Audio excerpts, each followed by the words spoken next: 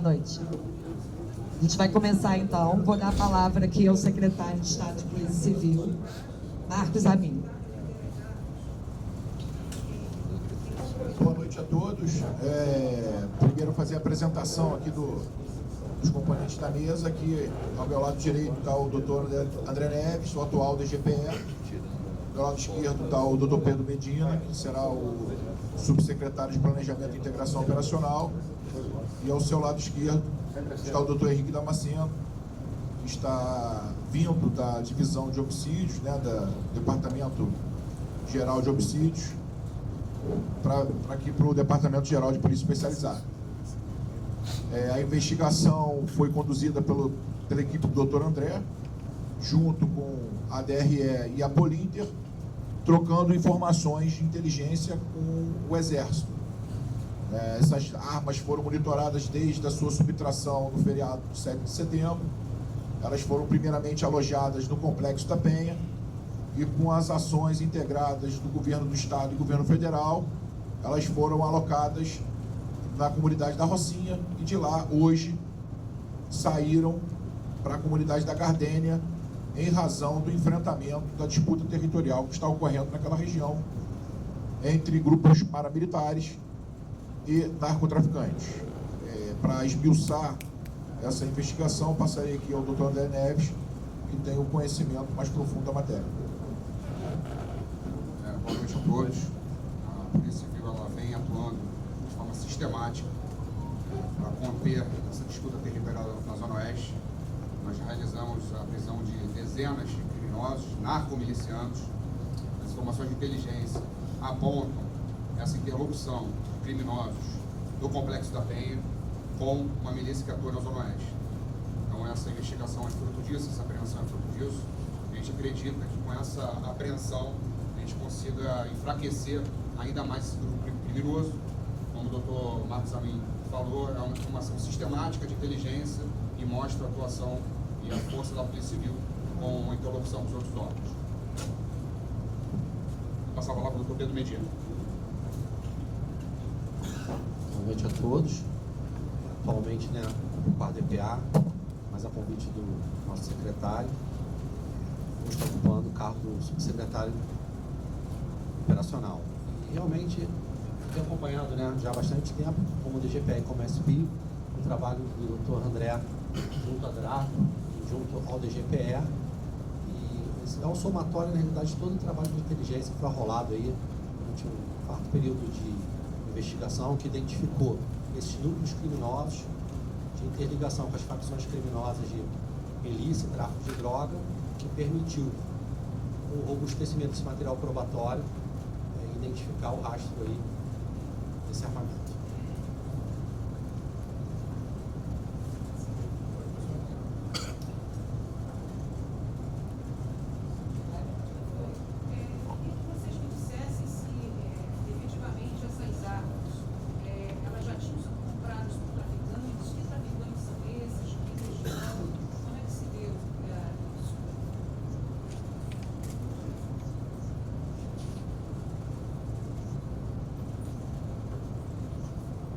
Essas armas foram adquiridas.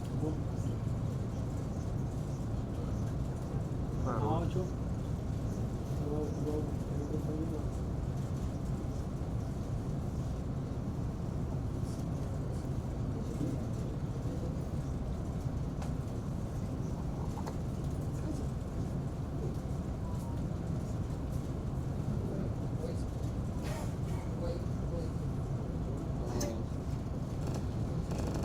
Oi. Ficou ruim.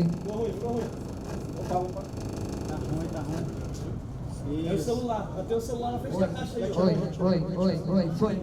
Era o meu. Em cima da mesa, ela tirou. Essas armas foram adquiridas pela cúpula da facção criminosa justamente para integrarem, para serem utilizadas na disputa territorial que eles estão fazendo nessa expansão na Zona Oeste, tendo como ponto de partida principalmente a Cidade de Deus e a Gardênia.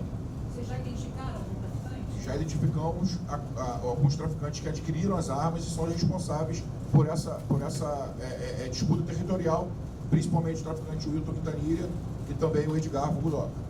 E esse negociador, essa pessoa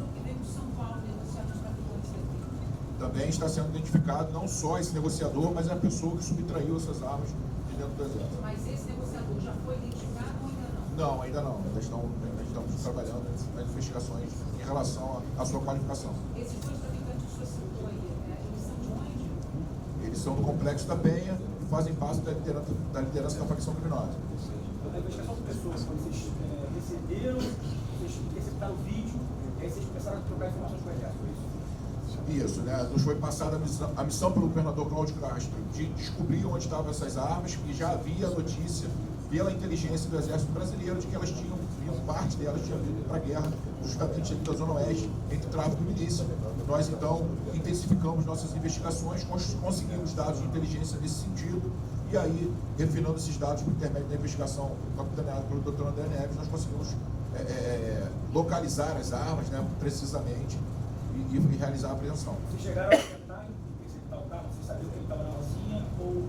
A gente ainda poderou entrar na Rocinha, realizar uma operação na Rocinha, mas conseguimos, né, dados por intermédio da investigação de que as armas seriam transportadas e preferimos pegar essas armas ao final do transporte, não no meio da cidade, porque isso poderia gerar um confronto e aí sim ter vítimas inocentes em meio ao enfrentamento dos bandidos que estavam responsáveis pela escolta desse material.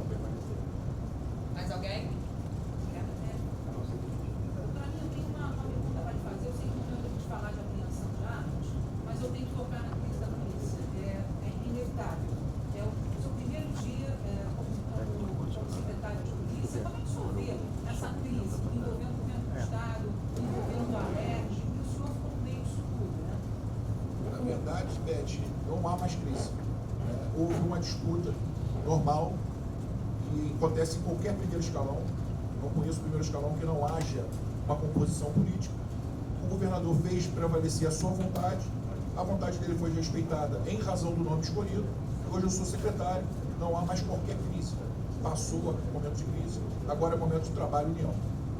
Mas houve uma disputa entre o presidente da Alerj e... Não houve disputa nenhuma. Não houve disputa nenhuma. Houve uma indicação do governador e houve toda uma composição, mas isso não se trata de uma disputa entre o governador e o presidente da Alerj, porque nomear secretário é atribuição exclusiva do governador. CBR. Essas armas, antes de colocar, por exemplo, vão passar por uma análise? Sem dúvida nenhuma, nós vamos passar pela perícia da Polícia Civil, perícia papiloscópica, perícia nas próprias armas, para saber se estão em condição de uso, se são realmente, se foram adulteradas, se há alguma mudança, se foi retirado algum item, alguma peça dessas armas para manuterir outras armas, se são realmente as armas do Exército. Tudo isso vai ser confirmado por intermédio de uma perícia.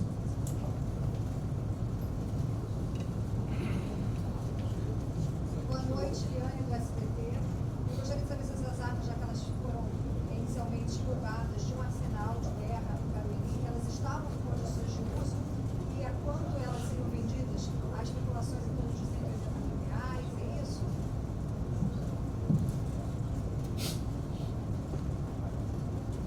Vai ser analisado, como o doutor Amin falou, todas elas passaram por exame pericial, tá? Tudo indica todas as armas em pleno funcionamento, tá? Em condições de uso, mas isso, a perícia técnica vai confirmar isso, tá? E o valor aproximado de cada armamento de 180 a 200 mil reais, tá? Isso vai ser analisado e após o laudo pericial nós podemos constatar, mensurar esse valor específico e o poderio bélico. Sim, a princípio algumas faltando algum pedaço, algum componente de armamento, mas a pleno uso, tá? Isso a gente só vai aguardar só o laudo pericial constatar isso.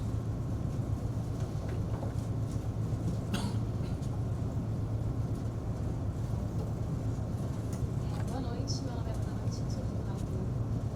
Aproveitando um pouquinho a entrada aqui da Mestre Tex falando sobre a Polícia Civil, eu sei que eu entro na frente, mas qual análise o senhor faz depois da liderança da Polícia Federal? O dia que o senhor assume como secretário, qual é a sua visão sobre isso?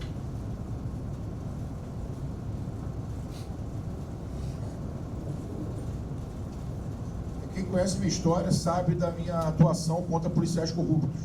Eu sou, junto com com os meus policiais, eu sou responsável pela maior operação de combate à corrupção policial da história do Rio de Janeiro.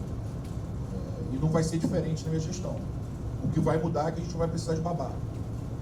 Nós vamos ser nosso órgão internacional. Aplaudo a atividade da Polícia Federal, aplaudo a atividade do Ministério Público, mas quem tem que cuidar do nosso quintal é a gente, e assim vai ser. É o único senão que eu faria. E tem que ser o órgão internacional da Polícia Civil, a Polícia Civil, e é para isso que a gente vai lutar. Para isso que a gente vai fazer uma corregedoria forte. Eu queria falar um pouco da ponto 50. Vocês quatro são geralmente tempo aí na estrada, e 10 anos atrás, a gente via muito fuzil, 762, e agora a gente tem visto muita, cada vez mais celular, um drone, e aí a gente achou uma ponto 50, as investigações que vocês mostravam isso. Como é o receio que vocês têm? Como é que vocês estão vendo essa situação? Vocês começarem a enfrentar realmente a ponto 50 e a MAG, que até são armas que o Hamas está usando na televisão. Você acompanha muito bem isso. Eu me lembro a primeira vez que a gente aprendeu uma ponto 50 foi, salvo engano, você pode me corrigir, uma saída de um grupo de traficantes que o BOP pegou 5 traficantes renomados de uma facção criminosa e naquele carro havia uma ponto 50 e foi um espanto para todo mundo. A gente vê com bastante preocupação esse nível, essa escala dentro dessa cultura de adquirir armas no Rio de Janeiro. Isso tudo se deve, inclusive a concentração de armas no Rio de Janeiro se deve, mas mais ainda, essa escalada nessa parte de adquirir armas cada vez mais pesadas, a essa disputa territorial. A gente precisa dar fim à disputa territorial. Não vamos acabar com o narcotráfico, não vamos acabar com a criminalidade. Quem tem esse tipo de ilusão pode tirar. Em Paris tem criminalidade, em Nova York tem tráfico de drogas, mas a gente não pode admitir uma cidade como o Rio de Janeiro, a vitrine mundial do turismo, que a gente tenha disputas territoriais e pessoas circulando com fuzis em via pública. Então, a normalização de um cara andando com pistola fez ele andar com fuzil. A normalização dele andar com fuzil está fazendo hoje eles adquirirem ponto 50. Onde que a gente vai parar? Então a gente precisa dar um basta nisso, e a gente não consegue dar um basta nisso fazendo coleta de dados de inteligência, filmando de drone. Ótimo, isso precede uma operação. A gente só consegue fazendo operações incisivas, operações pontuais, operações muito bem planejadas, mas que precisam ser feitas e que sim serão feitas na medida do possível e dentro dos ditames legais. Gente, a gente vai fazer uma última pergunta, tá? Com a Band aqui.